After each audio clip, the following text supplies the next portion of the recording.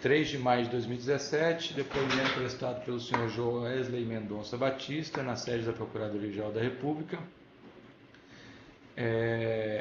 acompanhado do seu advogado, Dr. Francisco de Assis e Silva, OAB 16615 Paraná, presentes os membros do Ministério Público Sérgio Bruno, Fernando Antônio Oliveira e Eduardo Pelé, ausentes agora, mas daqui a pouco vão retornar à sala. Sr. Joés, antes de começar sobre esse próximo tema aqui, que é o nosso 5º depoimento, eu queria só advertir os presentes que a única forma permitida de gravação desse ato, de registro desse ato, é o equipamento oficial aqui, que está aqui de áudio aqui, vídeo ali, e qualquer outra forma de gravação não é admitida e pode comprometer a legalidade do ato. Então eu peço que não registrem, e caso tenham registrado esse ato de hoje ou qualquer outro da negociação, que a gravação seja destruída, porque a única forma permitida é a oficial. Tá. Então vamos agora passar para o tema denominado aqui no anexo como a interação com Eduardo Cunha / renovação da desoneração da folha de pagamento. Conta para a gente o que se refere desse assunto, doutor Sérgio, como eu falei nos outros anexos, em 2013 eu conheci o Eduardo, fui me aproximando um pouco mais dele em 2014, nós fomos um importante financiador da campanha dele para presidente da Câmara, com 30 milhões na época. Financiar a campanha da Câmara, mas não tem campanha. Não tem campanha. Diz ele que precisava de 30 milhões, não sei para quê. Uma propina que foi paga sob o argumento... Que eu dei para ele que ele deve ter pago para outros. Enfim, e que entrou na planilha lá do Lúcio. Entendi. E aí, isso me aproximou mais dele, 2015. Qual foi o valor? Desculpe. 30 milhões. 30 milhões de reais. De reais. Aí ele ganhou o presidente da Câmara, em 2015 eu comecei a conviver um pouco mais com ele, agora já direto, sem o Lúcio, e comecei a conviver menos com o Lúcio, mais com o Eduardo. Enfim, e nessa de ir se aproximando do Eduardo, eu tive várias vezes na casa dele enquanto presidente da Câmara, durante o ano de 2015. Na residência oficial? Na residência oficial, então eu sempre ia à noite lá, ou jantar, ou chegava 9, 10 horas da noite, ficava até meia-noite lá, eu fui várias vezes.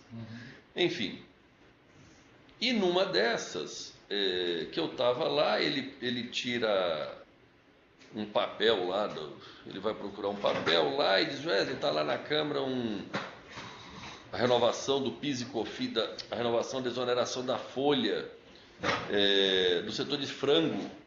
E é o seguinte, ele sempre usava essa linguagem, ele sempre dizia que tinha que pagar outros deputados, mas na mesma história da eleição, ele dizia: eu preciso comprar outros deputados lá, pagar outros deputados, então o dinheiro, em tese, era sempre para uma terceira pessoa. Na mesma história, ele disse: olha, eu precisava de 20 milhões para poder comprar uns deputados ali, para poder aprovar isso para vocês. Na realidade, eu não pedi nada a eles, não estava em pauta, mas nessa dele seguindo os negócios... Esse foi mais um caso que ele foi mais um caso levou o negócio a você. Que ele me trouxe como... Enfim, eu não pedi nada a ele. Eu cheguei lá, enfim, eu não achei que eu ia ter que pagar nada por isso, mas então vamos lá. Aí chegou lá 20 milhões, é um negócio importante, eu falei: pô, Eduardo, enfim, vamos fazer por 10 então, e tal, 15. Então 15 milhões, tá bom, 15 milhões. Tá bom, foi aprovado, renovou, tanto é que era para o setor, né? E acabou que, se eu paguei 15 milhões para isso, eu sozinho paguei para o setor inteiro, né? Mas tudo bem. Aí, 15 milhões, foi acertado, começou a ser pago logo em seguida, de 1 milhão, 2 milhões. Eu, pessoalmente, algumas vezes eu tive em Jacarepaguá, no aeroporto de Jacarepaguá, porque eu ia, passava lá, falava com ele. Ele ia te encontrar lá? Em Jacarepaguá, enquanto presidente da Câmara. Eu ia lá, conversava um pouco, algumas vezes eu andei levando 1, 2 milhões para ele. De lá eu saía, ia para Santos Dumont, que eu ia de helicóptero. aí em Santos Dumont, algumas vezes eu ia lá no Aécio, dia de domingo, conversava um pouco com o Aécio, não levava dinheiro, dava dinheiro para o Eduardo. Ia no apartamento do Aécio. No apartamento do Aécio, conversava um pouco com o Aécio e vinha embora. Esse foi um programa de domingo meu de algumas vezes. Mas voltando ao Eduardo, foi isso. Aí nós fomos pagando tal, 15 milhões. Aí, uns 15 dias antes do Eduardo ser preso, ele esteve lá em casa. Aí, ele esteve lá em casa e conversando comigo, ele falou: Joel, então, está faltando 5 milhões? Eu falei: não, Eduardo, não está faltando 5, eu já te paguei os 15. Ele falou: não, mas era 20. Enfim, não dá para brigar ou com o presidente da Câmara ou com um sujeito, né, sujeito bom de briga como ele, né? Aí eu fiquei quieto ali, disse: tá bom, Eduardo, tudo bem, né? Quem sou eu para ficar arrumando confusão com o Eduardo? Disse: não, tá bom, tudo bem. Aí eu perguntei para ele, eu falei: vem aqui, nós temos que combinar um negócio aqui então, porque eu acho que você não vai preso, tomara que dê tudo certo, mas se você for preso, quem que eu falo, quem que eu aceito me procurar em troca desses 5 milhões? Aí ele pensou, ele me deu um nome lá, enfim, que é o Altair. Altair, que é um operador de dinheiro dele lá. Altair, tá. Isso. Eu falei: tá bom, Altair. Você até que passou um pouco, o Altair me procura, não me procura o Florisvaldo, que é tal, coisa. Aí procura coisa, ele estava preso, eu fiquei... Aí ele acabou, acertou. Ele foi preso, 15 dias depois, Tá. Aí passou um pouco, o Altair procura realmente o Florisvaldo, que me pergunta: Joel, o Altair está cobrando aí 5 milhões e tal. Primeiro eu achava que eu não devia, nem os 15, né? Nem os 10, nem os 15, mas tudo bem. Os 15 já tinha pago, aí ele disse que não, era 20. Aí eu falei: tá bom. Aí ele vai preso, aí eu fiquei na situação danada. Pô, mas você preso ainda mexer com pagar 5 milhões, né? É um problema sério.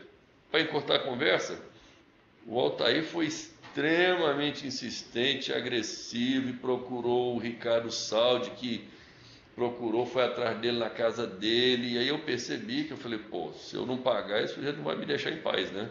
Enfim, autorizei pagar lá 2 tranchas, um de 2.800, depois 2.200, foi mais ou menos 2,5. Aí pagou, eu falei: paga rápido então esse troço para me livrar disso. Enfim, foi pago e ele dizia que gastava 1 milhão por mês. 5 milhões vai durar uns 5 meses, né? Gastava com o quê? Não faço ideia. Aí que ele precisava de 1 milhão por mês. Sei. Aí, não faço ideia. Eu paguei lá os 5 milhões e pensei: então parece que eu vou ter 5 meses de paz, né? Enfim, e realmente ficou 5 milhões, ficou quieto, e foi aonde agora, recentemente, passou os 5 meses, né? E tal, eu comecei a preocupar, né? Eu falei: pô, eu já tenho que pensar aqui como é que eu vou fazer com esse negócio do Eduardo, né? Porque daqui a pouco o Eduardo começa a vir atrás de mim e ele é muito agressivo quando ele precisa das coisas. Não agressivo fisicamente, ele é incisivo, isso, desculpa. Ele é muito incisivo, vai atrás e, enfim. E aí foi onde eu até comecei a conversar com o pessoal do PBB, com o Temer, com o Rodrigo e tal. Como é que nós vamos fazer? Porque Eduardo ele não tinha mais dinheiro, vai faltar e, enfim. Isso se continua um pouco na história do anexo do Temer, do presidente Michel. Mas resumindo, para fechar isso aqui, a gente vai explorar isso com mais calma depois, mas o medo era que faltasse dinheiro, ele viesse até falar alguma coisa e ameaçar vocês, alguma coisa assim. Então, o presidente Michel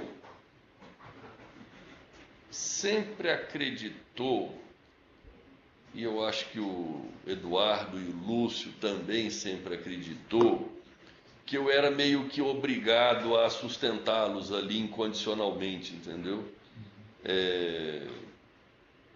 O presidente Michel sempre mandou, sempre quis saber o meu acompanhamento sobre como eu estou cuidando deles e tal. No final, evidentemente, o que está implícito atrás disso é o sujeito, enfim, tá preso lá enfim, começar a falar, fazer uma delação, fazer não sei o quê.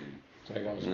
Não havia essa preocupação no grupo do presidente Michel Temer. Com certeza. Ele revelar essas coisas. Com certeza. Para isso era importante que ficasse...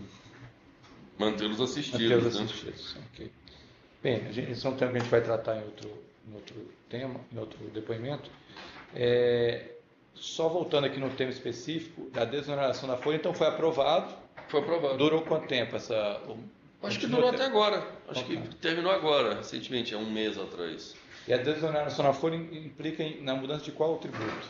É da folha de pagamento. Ao invés de pagar um percentual sobre a folha, paga um percentual sobre o faturamento. Tá. Ok. Mais alguma coisa, Fernando? Não. Doutor, uma coisa? Então vamos encerrar aqui o termo de depoimento número 5, relacionado à desoneração da folha de pagamento. Eduardo Cunha. Dia 3 de maio de 2017, depoimento prestado pelo senhor Joesley Mendonça Batista.